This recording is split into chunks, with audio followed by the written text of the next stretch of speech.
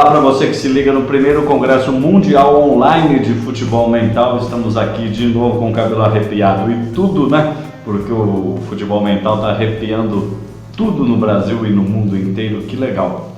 Hoje, entrevistado de novo especial, são 21 entrevistas especiais, os melhores mindsets do futebol mundial. Hoje eu trago aqui para vocês uma entrevista exclusiva com meu amigo Osvaldo Alvarez, Vadão, técnico de futebol, Vadão, grande Vadão. Vadão que fez aquela equipe do Mogi Mirim com Leto e Valdo, lembra disso? O Carrossel Caipira, fez um sistema de jogo inspirado na laranja mecânica do Johan Cruyff, que foi um sistema de jogo moderno da década de 70. Vadão que lançou o Kaká, o famoso Kaká, que era reserva do reserva no São Paulo, e o Vadão lançou ele porque observou um aspecto mental interessante no Kaká. Vadão, que foi técnico da Seleção Brasileira de Futebol Feminino nos Jogos Olímpicos do Rio de Janeiro. Vadão, enfim, que tem uma história de mentalidade no futebol muito importante para contar, mas o Vadão, e eu conheço bem o Vadão, ele sempre gosta de se apresentar primeiro, e muito educado que é. Se apresente então, Vadão, e diga um pouco do mental no futebol, se é que você acha importante essa coisa que é tão óbvia na tua vida, o aspecto mental no futebol. Diga lá, Vadão. Bom, meu nome é Osvaldo Alvarez, sou conhecido como Vadão, técnico de futebol. Recentemente tive uma passagem de 2 anos e meio na seleção feminina, embora toda a minha carreira tenha sido construída dentro do futebol masculino. E a gente foi convidado a participar desse bate-papo sobre a força mental dentro do esporte, especificamente dentro do futebol. Eu diria que, mentalmente falando, não tem como você desassociar a parte mental da preparação física, técnica e tática. Não tem como desassociar. Porque todos os impulsos que a gente tem para se ganhar uma conquista, ela vem da força mental. Por exemplo, no futebol se fala muito em união do grupo, né? O time tem que estar unido. A união nada mais é que uma força mental exercida por cada membro da equipe. Porque a partir do momento que você se conscientizou do seu valor dentro do grupo, que você tem que se sujeitar às regras do grupo para atingir um objetivo comum que é de todos, isso também é um esforço mental muito grande, você se colocar nessa situação para contribuir com a equipe e com o sucesso da equipe. Então a força mental ela está instalada do começo ao fim na vida de um atleta e até de uma pessoa comum. Aqui com o Vadão é outro nível, sua resposta acima da média da maioria dos treinadores brasileiros, porque o Vadão tem mesmo um outro nível. Eu conheço muito o Vadão pessoalmente, sou um admirador do trabalho dele, do mindset dele. É um cara que eu pessoalmente me modelo muito, o Vadão, e me faço sempre a seguinte pergunta, que na verdade muita gente faz, e eu creio que boa parte dos nossos internautas aí, de quem está nos assistindo, faz. O jogador de futebol, o treinador, o ídolo, o herói, o jornalista esportivo, o cara que está sendo modelado, como você é um modelo para mim, por exemplo, ele exerce que tipo de influência sobre quem o modela, né? Ele é exemplo para quê e de que forma que ele é exemplo, né? A gente pode citar aí o Neymar, por exemplo, né? Muita gente se modela no Neymar, né? Ele é um exemplo positivo, ele é um exemplo negativo. Como é que tem que se comportar um líder positivo, né? Um líder que muita gente se modela nele. Queria ouvir você, Vadão, que já treinou tantos líderes como o Kaká, como a Marta no futebol feminino e como tantos outros na tua carreira. Queria ouvir um pouco você sobre essa questão, Vadão. Você pode nos dizer? É óbvio que isso existe. Todos nós que temos uma profissão exposta, seja dentro do futebol, por exemplo, um político também, todo mundo que tem uma função exposta, uma profissão que se expõe, você passa a ser um modelo, ou positivo ou negativo.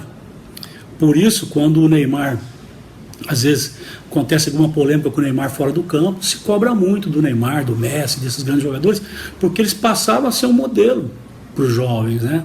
E eles têm uma importância fundamental em passar isso muito bem, né? E para um atleta como o Neymar, como o Messi, como o Pelé, como o Rivelino, como o Zico, enfim, todos esses jogadores que a gente conhece, craques, Garrincha, esses jogadores tiveram uma força descomunal mental para conseguir o que eles conseguiram. Não é só habilidade técnica, física, porque para se ganhar grandes conquistas, para se chegar muito longe, não basta apenas saber fazer. Tem um monte de gente que sabe fazer e não consegue chegar. Então, nesses momentos de superação, de muita força mental, é onde você cativa o torcedor, cativa a pessoa que está de fora, cativa uma criança e você passa a ser um modelo. Então isso tem um peso muito grande na sociedade. Muito bom. Agora, ô Vadão, eu queria saber um exemplo prático. Deixa eu abaixar o som aqui, na sua mesa de som aqui do nosso estúdio caseiro aqui, né? E hoje a comunicação caminha para isso mesmo, mas a gente faz tudo aqui em várias plataformas aqui no Congresso Mundial Online de Futebol Mental, inclusive usando estúdios caseiros aqui. Que bom que é assim. O Vadão, eu queria saber de você um exemplo prático na tua carreira em que você teve ou os seus jogadores que usarem muito mais o aspecto então mental, né? Você que falou tanto aí do mental, dos ídolos, do que o aspecto físico. Aconteceu isso em algum momento na sua carreira? Você pode dizer pra gente de que forma isso aconteceu e qual o aprendizado disso tudo? Eu me lembro de um jogo. Muitas outras situações aconteceram, mas esse foi um jogo que me marcou muito. Nós estávamos na Copa do Brasil, eu dirigi o Atlético Paranaense. E nós fomos para o jogo da Copa do Brasil em Goiânia, com o Atlético de Goiânia. E o Atlético tinha um time muito bom naquela oportunidade. Tinha sido campeão goiano e estava num momento muito interessante. E a gente sabia que era um grande adversário. Então, na Copa do Brasil, como é um mata-mata de 2 jogos, a gente sempre fala assim, a gente pode até perder, o que a gente não pode é perder por uma margem maior, para depois você ter dificuldade para tirar. E o primeiro jogo era fora de casa. E nós estávamos perdendo o jogo por 2-1 até o final. Nos últimos minutos, 44, 45 minutos, a gente tomou o terceiro gol, uma bola parada, onde a gente fica muito chateado quando toma um gol de bola parada, porque está tudo treinado, tudo organizado, e de repente a gente tomou o terceiro gol.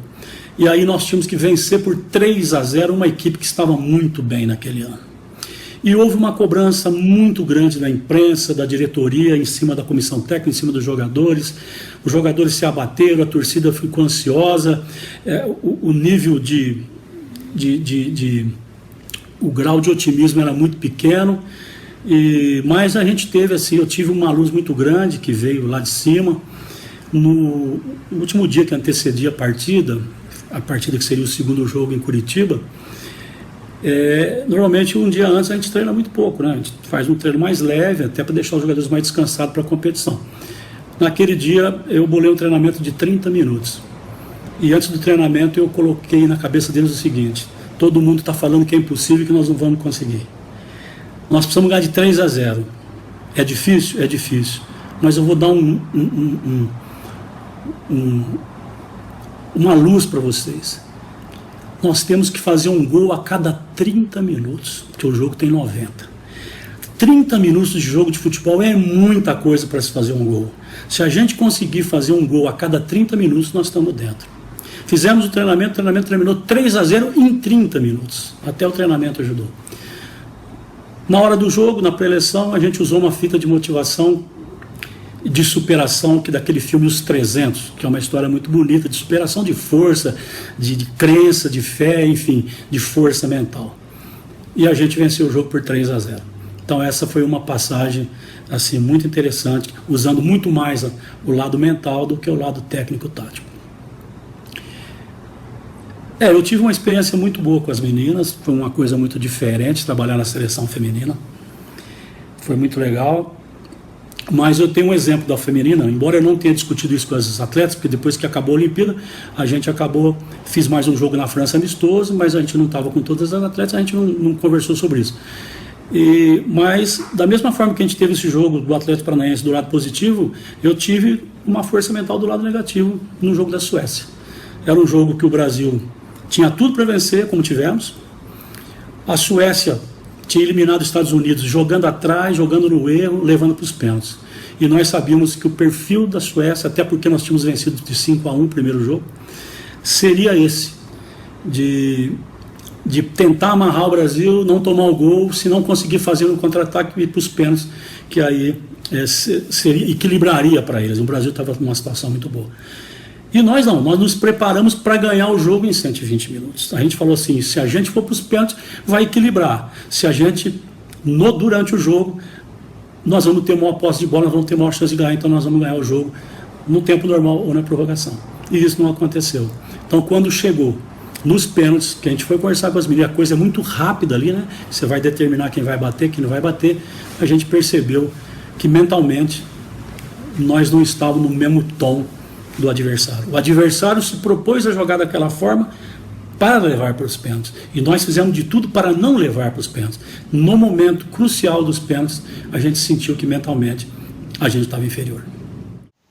Revelações exclusivas aqui do Vadão, de novo o som alto aqui, revelações exclusivas aqui do Vadão sobre aquela derrota fatídica das meninas na Olimpíada agora do Rio de Janeiro e outras revelações aí que eu, pelo menos, não tinha ouvido o Vadão falar em nenhum lugar, falou aqui no Futebol Mental, hein? Que beleza, um bônus aí para você, que beleza, como diria o Milton Leite, outro participante desse primeiro congresso mundial online de futebol mental. Ô Vadão, no início aqui da apresentação que eu fiz sobre você, me permita chamar de você, amigo, eu falei que você treinou e descobriu vários craques, talvez o mais emblemático da sua carreira, e que todo mundo fala até hoje, tenha sido o Kaká. O Kaká mesmo te coloca como grande guru, descobridor, né, da carreira dele.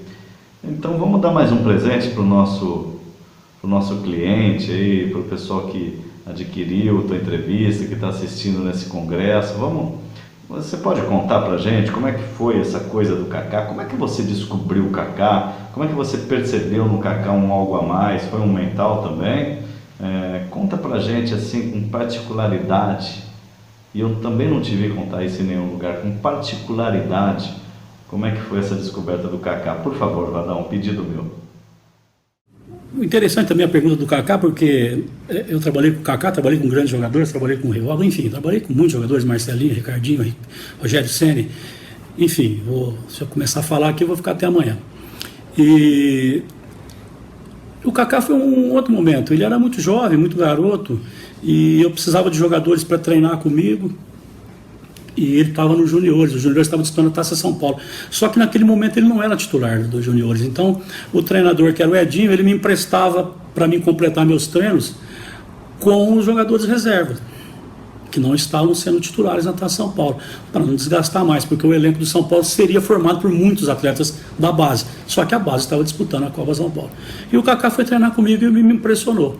E no segundo treino, quando ele repetiu toda aquela performance dele técnica, eu chamei ele e disse: vou te dar uma oportunidade. Ele assustou. Então ali foi uma jogada também psicológica, né, mental, de você chegar para um atleta que não está jogando nem na categoria de base e falar para ele: vou te dar uma oportunidade, né? E ele até assustou. E ele acabou virando tudo isso. Não por minha causa, mas quem deu a primeira oportunidade para ele fui eu, no momento que talvez ele não esperasse.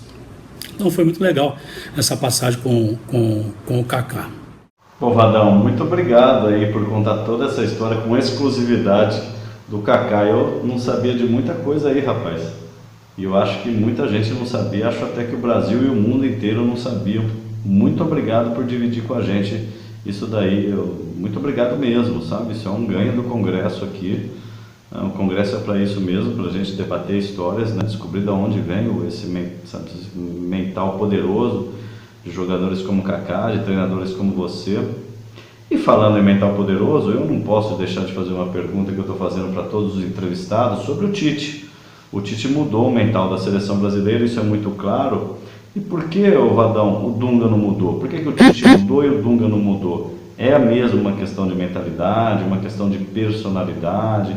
Qual que é a tua visão sobre isso? Você que tem um agregado neurológico muito forte, é capaz de dissecar um pouco essa equação Tite-Dunga, por que um dá certo e outro não dá certo?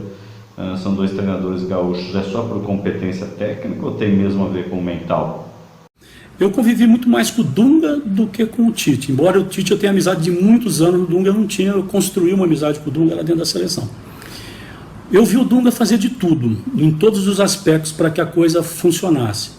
Mas, infelizmente, havia uma pressão muito grande. Havia uma pressão até em cima do Dunga, e algumas vezes até um pouco exagerada por parte da imprensa, porque o Dunga nunca foi muito político com a imprensa, né? E, às vezes, o treinador tem que ter um pouco mais de cintura, mas o Dunga é muito autêntico, é o jeito dele, ele foi capitão da seleção assim, foi assim que ele venceu na carreira, a brilhante carreira que ele tem. E existia uma pressão muito grande, e essa pressão acabou contaminando os atletas também. Os resultados não estavam ajudando, aquela pressão muito grande, o atleta vai sentindo, eles estão tentando ganhar o jogo para que o Dunga tivesse um pouco mais de tranquilidade e não conseguiu. Na chegada do Tite, o Tite praticamente não teve tempo nenhum para o jogo seguinte. Ele teve conversa, acalmar, tirar o peso, tirar tudo. Então o campo ali mental, magnético, vamos dizer assim, ele muda, porque o treinador que chega, já aconteceu isso comigo, de eu chegar no lugar que o treinador estava muito pressionado, que a situação estava muito difícil. Várias vezes aconteceu. Quando o treinador chega, você chega com uma trégua, né? Porque o cara não teve tempo de trabalhar, vai ter que escalar o time na última hora. E isso tudo é uma forma que ameniza muito o processo mental dos atletas. Então aquela pressão diminuiu, o time ganhou o primeiro jogo, foi ganhando confiança e hoje vive um momento muito bom. Vadão, você está dando um show aqui de respostas, né? A gente está aprendendo muito com você, com o teu mindset, com a tua, com o teu conhecimento mesmo neurológico, com a tua experiência agregada ao teu estudo. Em cima disso tudo que você nos falou até agora, a força mental, ela ganha um jogo? Ela tem esse poder? Ela ganha o jogo? O mental ganha jogo ou perde jogo? Ou isso é balela, é coisa que se fala só em congresso de futebol mental? Ou não, a força mental ganha o jogo ou perde o jogo? Me diga lá.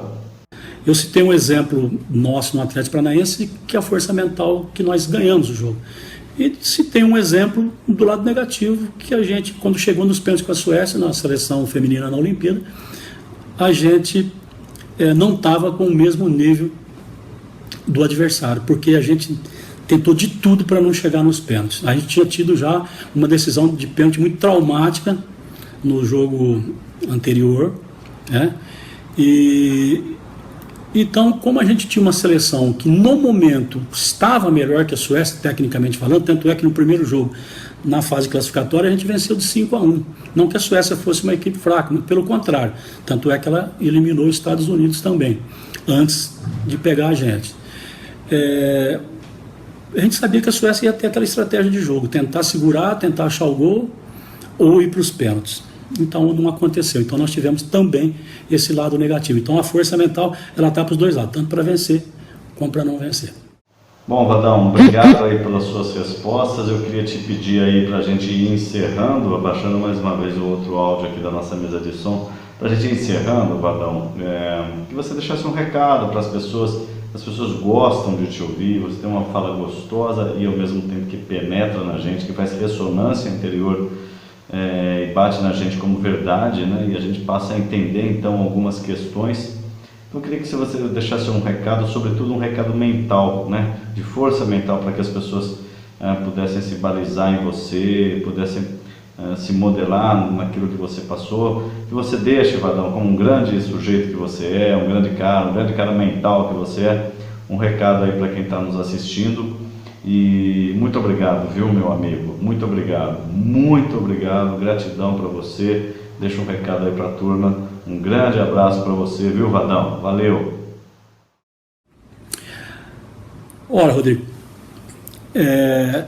a única mensagem que eu poderia deixar aqui é simples, ela é óbvia, inclusive, depois de tudo que eu falei. Não existe uma equipe que se prepara fisicamente, tecnicamente, taticamente e não esteja preparado mentalmente. Você não vai conseguir atingir seus objetivos. Isso seja na vida comum, seja na vida do desportista, seja na vida de qualquer profissão. Quem não tiver focado, quem não tiver com a força mental em dia, quem não tiver confiante naquilo que vai fazer, isso tudo depende da força mental, do problema emocional, psicológico, a gente não consegue atingir os objetivos. Um grande abraço a todos.